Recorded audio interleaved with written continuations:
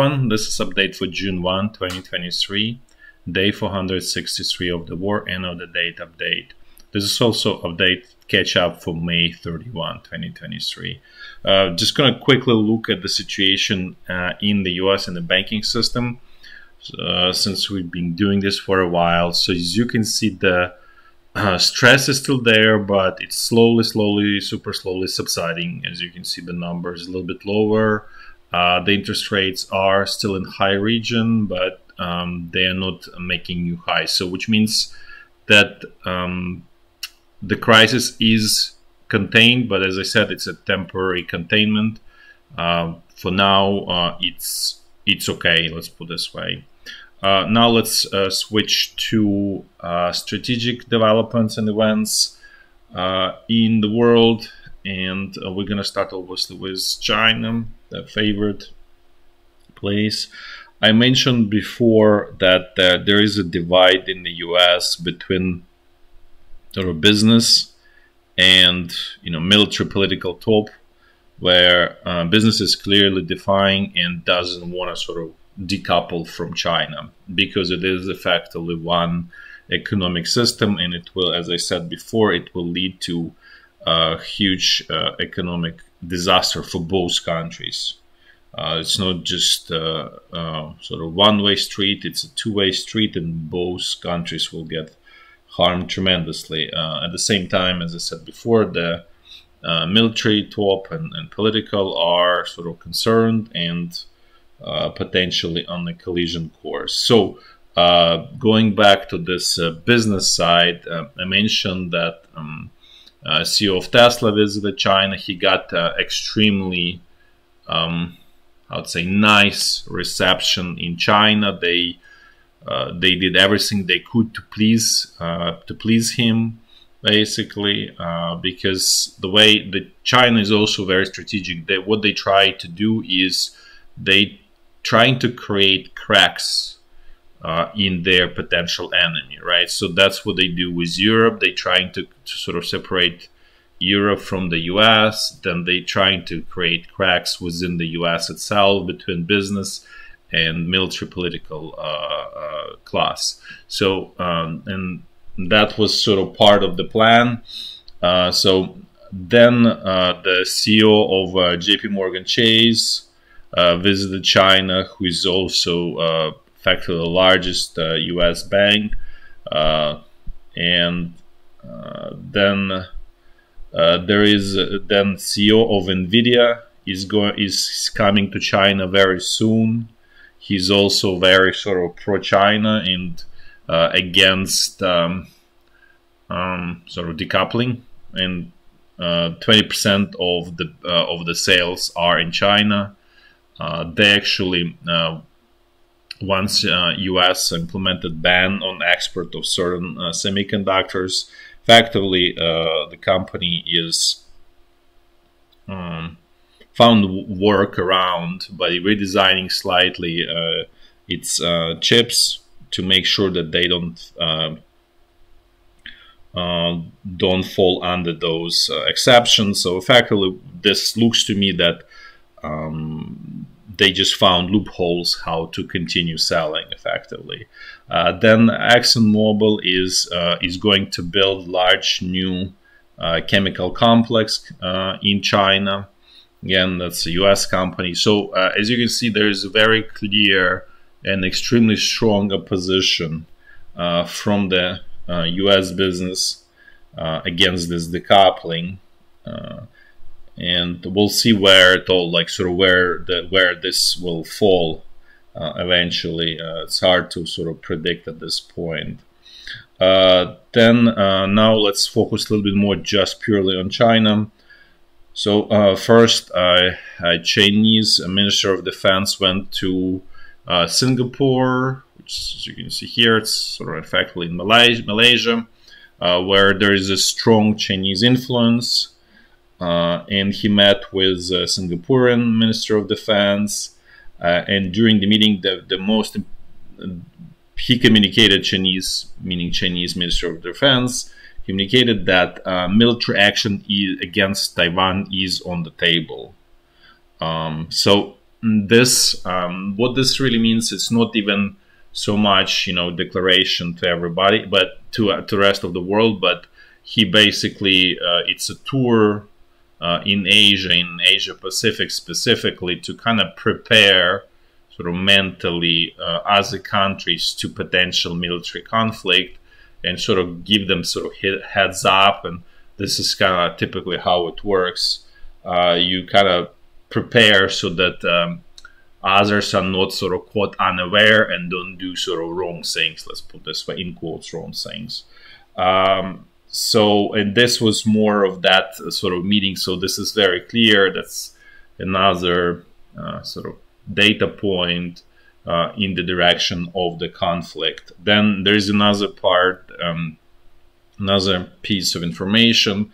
China and India had negotiations on May 31, where they agreed to the withdrawal of the troops, so disengagement basically. For those who don't know, there is conflict between India and China.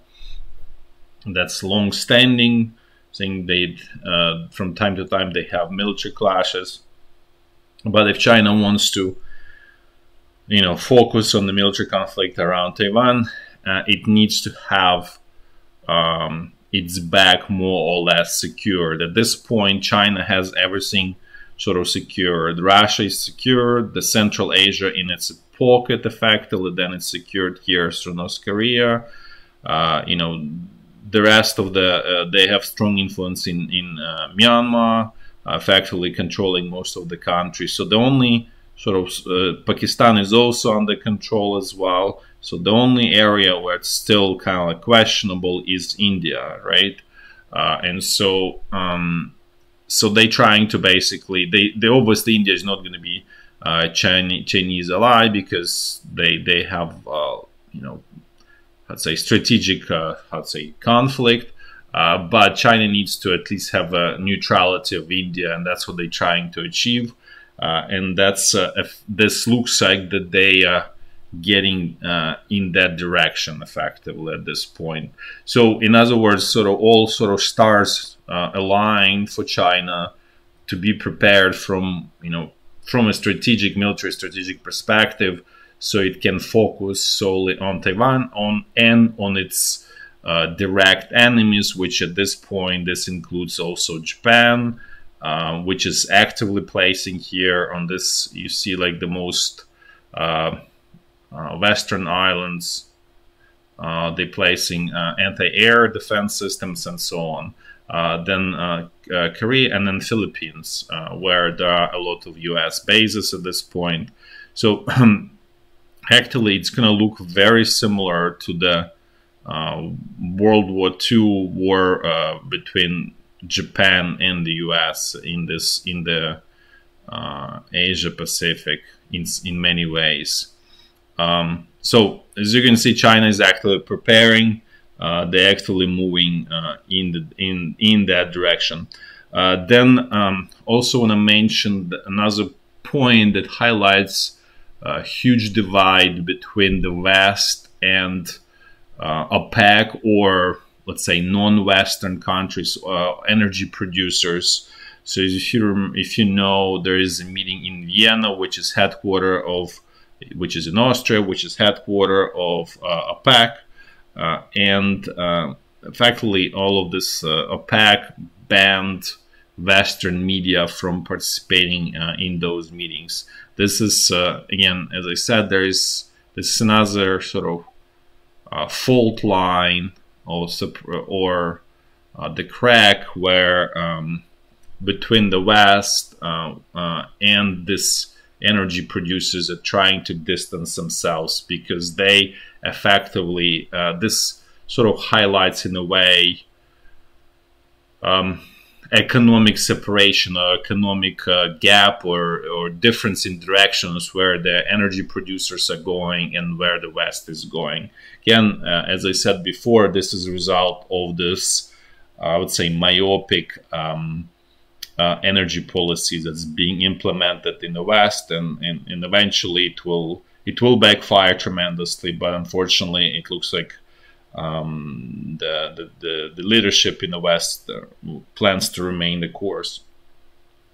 Then let's actually switch now to Russia a little bit. There are some news out of there. General is first, it looks like Russia is starting to develop not acute shortages, but anticipates probably shortages of cartridges or bullets for small firearms, for AKs. So there is a ban on the export of cartridges out of Russia. This actually highlights intensity of the conflict, because Russia actually had a lot of producers of cartridges. They effectively were dominating world market in cartridges. I'm not saying that they had like all of it, but I don't remember exact number, but they probably controlled 20-30% of the world export market for small firearms, and specifically 7.62, 5.56, all of that sort of traditional sort of I guess Soviet calibers. And again, so there's definitely active, vibrant industry in terms of there are plenty of factories to produce cartridges, and even there you can see that they're anticipating shortages, so they're trying to stop exports so that everything goes to the front line. Again, this is to kind of highlight the intensity of the conflict.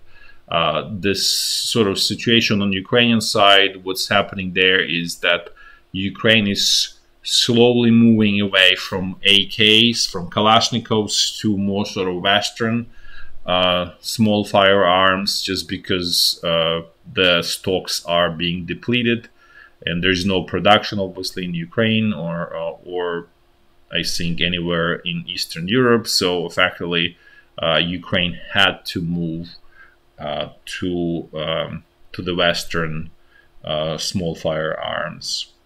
Then next sort of topic in Russia is there are shortages of labor to the point that Russian parliament allows work of 15-year-olds. I don't know, apparently they were not allowed to work, from my understanding, plus immigrants. The specific case is Russia nationalized this, well, I guess not nationalized, I guess sold to local capital McDonald's chain, and that chain is facing severe shortages of labor, so they apparently lobbied Russian parliament so they can, so then now they sort of more freely allow immigrants and teenagers to work there. Similar situation again. This is just general labor shortages and shortages of sort of soldiers in the Russian army. So they, again, the Russian parliament officially allowed use of prisoners. So prisoners now can be called into the army, and also they allow now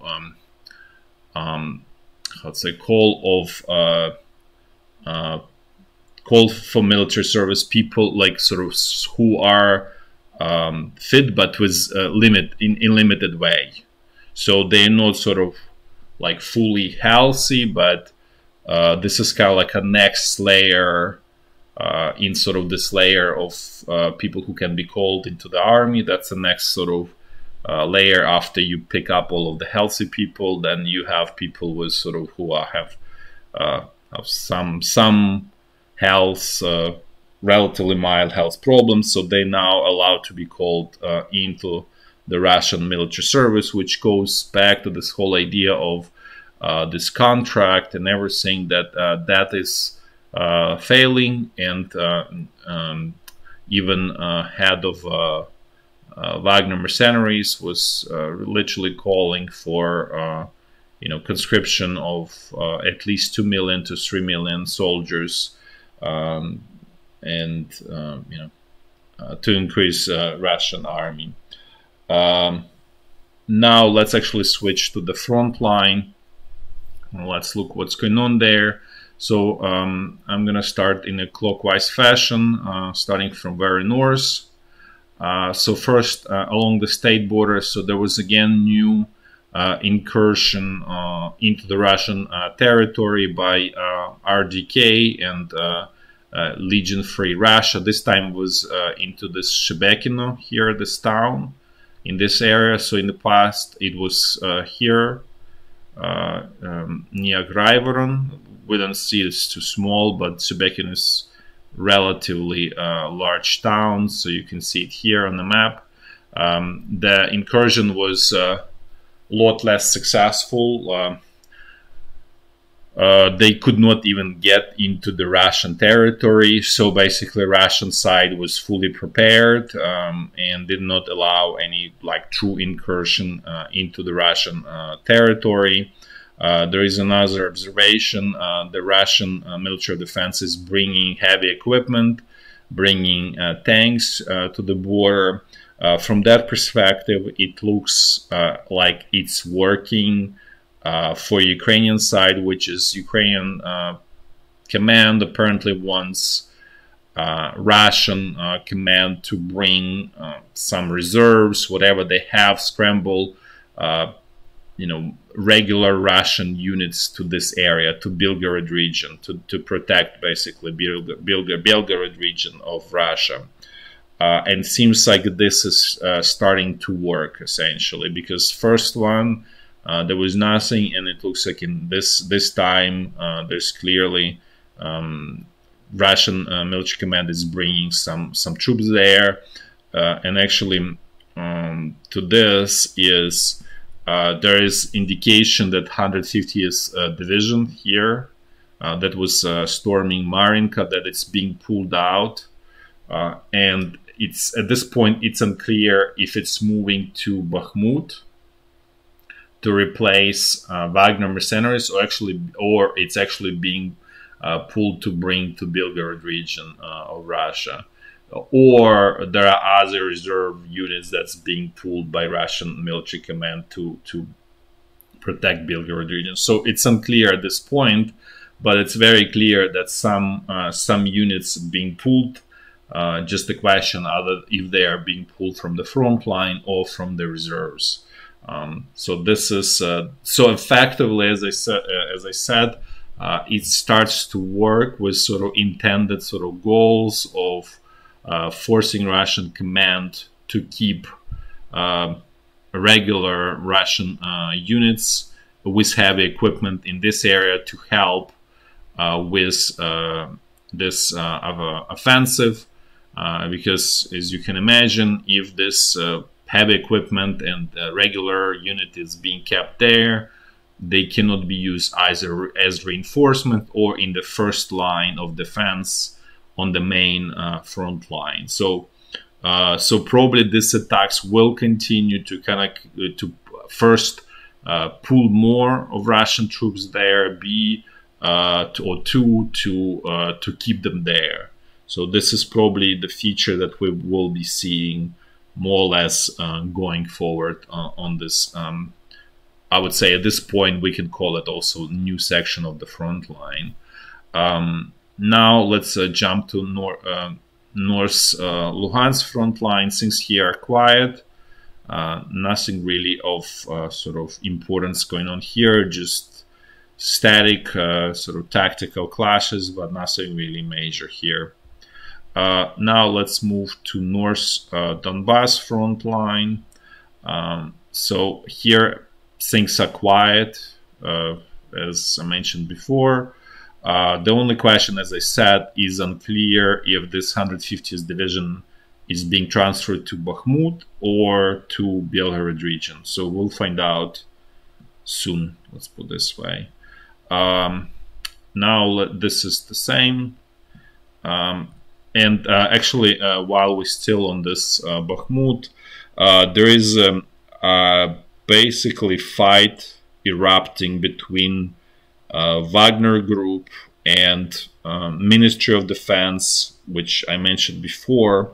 So it continues, and at this point, there's another center of power that's joining this fight, and it's a Chechen, or I would say Kadyrov, the sort of regime in Chechnya. So this Chechnya is one of the regions in Russia, in Caucasus Mountains. There were two wars there, and effectively what's going on there is that Russian government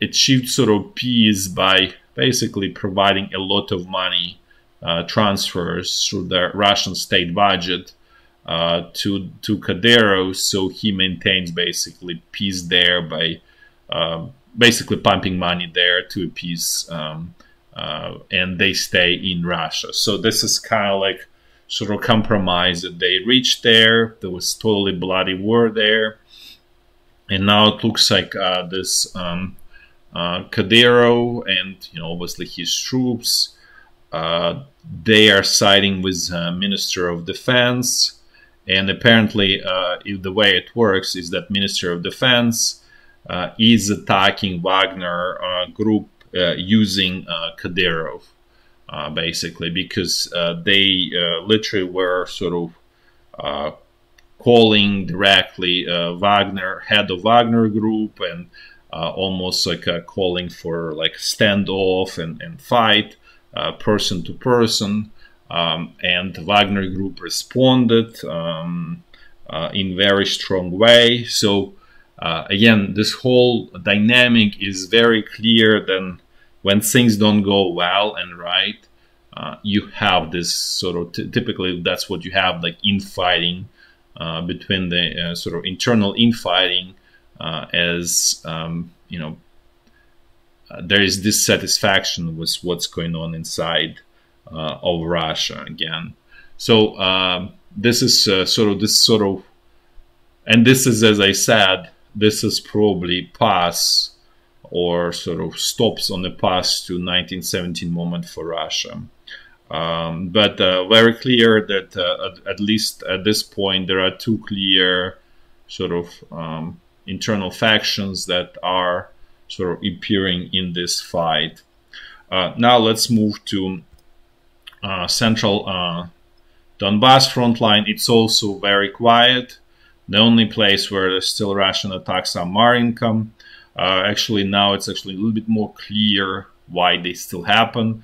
They actually happen at the direct, let's say, command of the Russian president, who literally asked to basically remove Ukrainian troops from Donetsk and capture Marinka. So this is his personal sort of order, task, and that's why you see this attack still being sort of carried out, even they are futile, and everything else is sort of quiet. So that's explanation why this is still happening here. So again, as I said, 150th division looks like it's being pulled out. As soon as there's more information, I will sort of provide sort of confirmation in the area where it ended up. Then let's look at the last section of the front line, Zaporizhya. It's quiet. Russian sources report that Ukrainian side is starting to build attack group there.